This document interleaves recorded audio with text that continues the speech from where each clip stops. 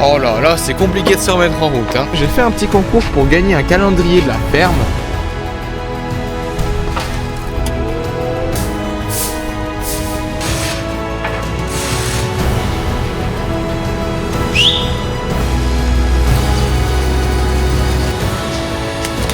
Passage inédit.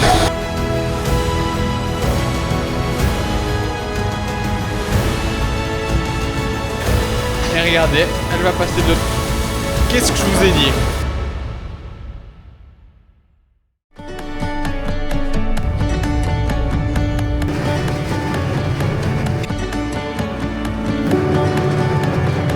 Ce matin, pour commencer la journée, je nettoyais un petit peu les chemins bétonnés. Ça, c'est parce que juste avant les fêtes, on avait fait du lisier et puis j'avais sali la route vu que ça collait un petit peu aux roues. Vu que ces derniers jours, il y a eu pas mal de billes, ça a séché la terre et puis elle se récolte super facilement. Ça fait mine de rien un joli petit tas de terre.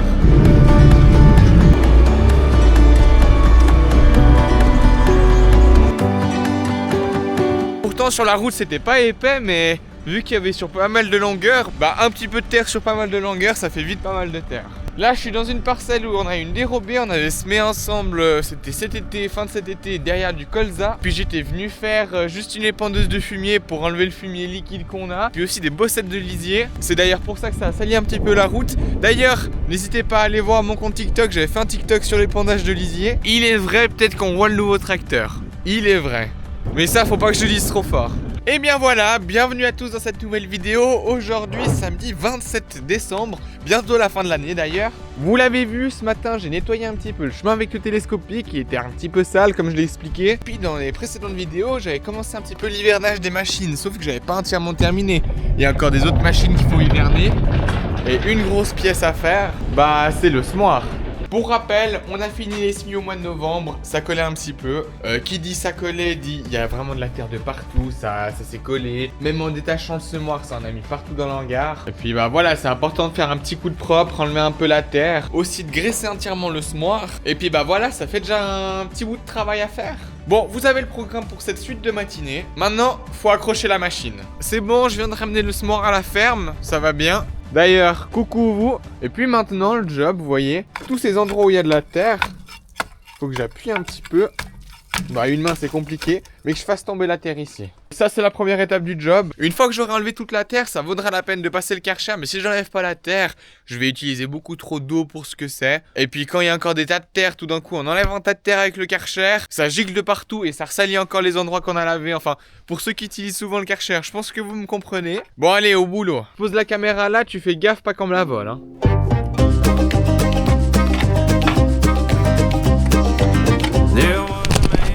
Aïe aïe aïe. Putain, dangereux ces semoirs, hein, je viens de me casser la gueule. En fait, je me rendais pas compte de la quantité de travail. Regardez-moi ça, le semoir, il y a de la terre de partout.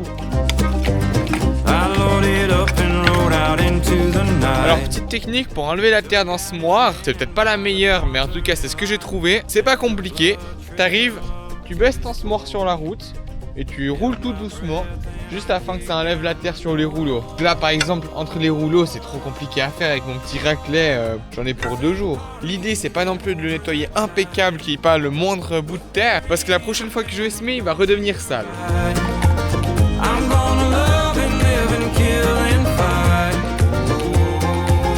Et ça a mis du temps de nettoyer ce semoir, j'ai pris à peu près 1 heure de temps.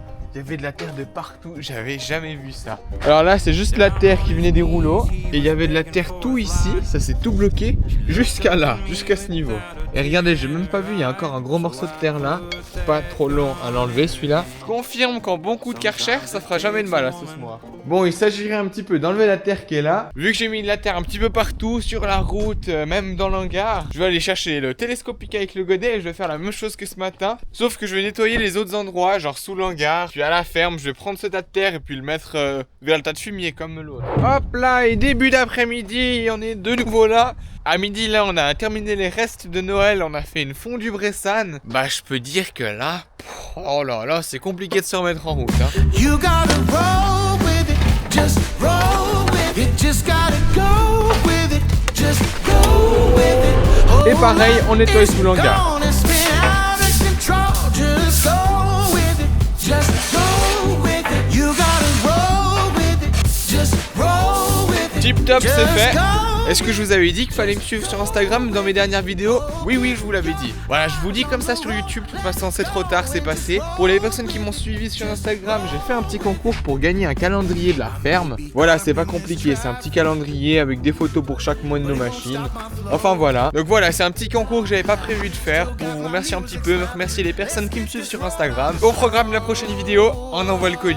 Morale de l'histoire, fallait me suivre sur Instagram. Bien sûr, je rigole, si vous voulez, vous me suivez, si vous voulez pas, y a pas de souci. Mais il y a plein de bonnes choses sur mon Instagram. Et hop là, et non, vous ne rêvez pas, la transition était extrêmement mauvaise, oui je le sais. J'ai pas enlevé toute la terre, je me suis pas amusé à faire dans tous les détails, le but c'est d'enlever le gros de terre. Donc voilà, il y a avant tout ça pas mal d'esthétisme. Prochaine étape, le graissage. Étape que j'aime à moitié. Quand on graisse une machine, c'est jackpot.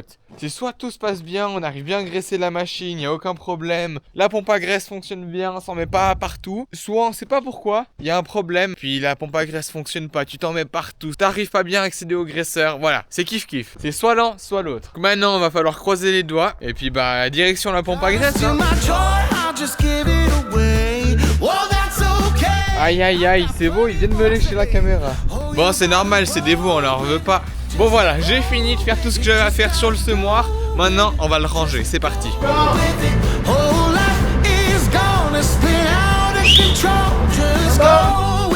Hop là. Je me rendais pas compte, mais en fait je suis ourdé. En passant le Karcher, vu qu'il y avait pas mal de recoins avec la terre, dès que je passais avec le pistolet du Karcher, ça explosait de partout. Ah. Voilà, j'en ai bientôt terminé, ça m'a pris pas mal de temps cet entretien. Bon, pas tant que ça en fait, l'équivalent de 2h30, 3h. Maintenant le programme, c'est la traite. Alors oui, je sais que je fais pas souvent la traite, mais je me dis, vu qu'on est en hiver, vu que c'est les quelques petits travaux d'hiver, sur l'exploitation, ce qui est fait 2 fois par jour, c'est la traite. Mais en fait, moi, je vous le montre jamais, ça. 16h46, la traite a commencé depuis environ 15 minutes. Vu qu'on est en hiver, les vaches restent en stabulation, elles sortent pas la journée, parce que de toute façon, l'herbe ne pousse pas. Et puis souvent, vu qu'il y a beaucoup d'eau dans les champs, elles risquent plus d'abîmer la culture qu'autre chose. Donc, mon papa a commencé à traire les vaches. Les premières vaches ont terminé de se faire traire. Il y a un premier lot de 7 vaches qui a terminé. Donc voilà, les premières vaches sont ici. Elles ont toute l'air pour elles. On met 3 balles rondes de luzerne et on complémente la ration avec des betteraves.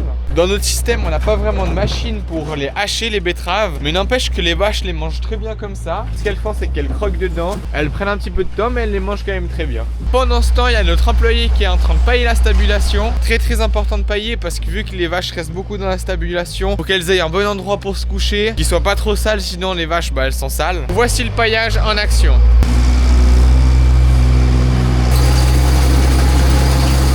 Ça c'est au niveau de la stabulation, salut les vaches. Et on n'a pas peur de ne pas fermer le portail avec elles parce que vu qu'elles ont de la nourriture à l'intérieur de l'enclos, automatiquement elles vont pas sortir vu qu'il n'y a rien à manger dehors. Donc pendant que notre employé est en train de pailler, il peut laisser la barrière ouverte.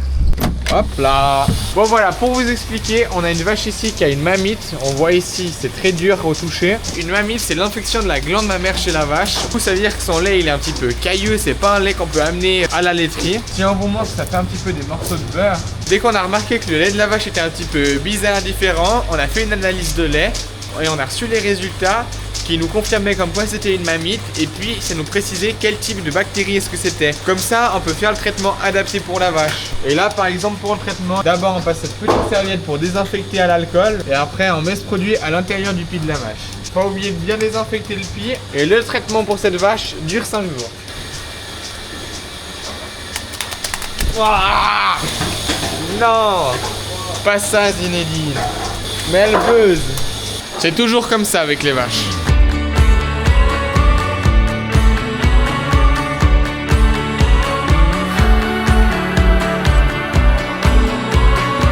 Mais regardez-moi où part le bénéfice d'exploitation.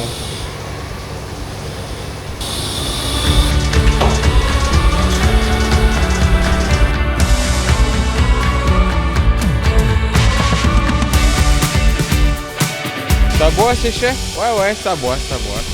Celui-là, il a pas compris ce qu'il fallait manger, je crois. C'est presque ça. Voilà, la suite de la traite, dès qu'on a un petit peu de lait, on va le donner aux petits veaux. On a pas mal de petits veaux vers la ferme, là. Puis d'abord, c'est les plus petits veaux qui ont du lait. Ensuite, c'est les autres petits veaux qui sont dans d'autres enclos. Il y a par exemple celui-là. Ceux-ci aussi, ils vont tout bientôt avoir du lait. Regardez, ils viennent vers moi. Ils ont l'habitude. Ça, vous l'avez compris, c'est notre employé qui va donner le lait aux veaux. Les vaches qui ont fini de se faire traire, elles viennent tout le temps d'ici, soit par le couloir avec le petit pont, soit par cette voie-là. Puis après, elles ont tout un chemin pour redescendre dans la stabulation. Juste dehors, c'est là où elles peuvent aller manger le foin, la farine et la betterave. Et autrement ici, c'est leur endroit pour se coucher. C'est drôle, on serait étonné. Moi, j'ai toujours pensé qu'il y avait des vaches qui dormaient dans la paille. Mais en fait, si on regarde bien... Ah, là-bas, il y a 2 chats qui ont volé la place de vache. Je sais pas, ils regardent les vaches qui sont en train de passer. Regardez, cette vache juste ici, elle a une histoire particulière. Dans notre salle de traite, si on passe par ce côté, on a un petit pont à passer pour aller justement de l'autre côté vers la sortie. Et cette vache, une fois, je sais pas vraiment ce qui s'est passé, sur le pont elle a glissé. Et puis depuis ce jour, elle peut plus passer de ce côté. Vous allez voir, depuis ce jour, elle ose plus du tout passer par ce côté. Donc ce qui va se passer, là c'est le dernier lot de vaches, il n'y en a plus du tout. C'est qu'en sortant, la vache elle voudra pas sortir de ce côté, elle va faire marche arrière là. Pour partir de ce côté. Il n'y a pas que les humains qui sont compliqués, il y a aussi les vaches. Les vaches c'est des fois comme des humains, elles sont toutes différentes. Elles ont toutes leurs petites habitudes. Je vous l'ai pas montré, mais tout d'un coup il y a une vache, elle a toujours l'habitude de se mettre au fond là-bas. Il y en a tout le temps une qui vient ici nous caresser à chaque fois qu'on passe. Ouais, il y en a vraiment pas deux mêmes. Donc voilà, dernier lot de vaches terminé. Regardez, on va ouvrir la porte. Donc là elles vont gentiment s'en aller. Et je vous parlais d'une certaine vache, regardez sa réaction. Regardez, elle va essayer de se tourner.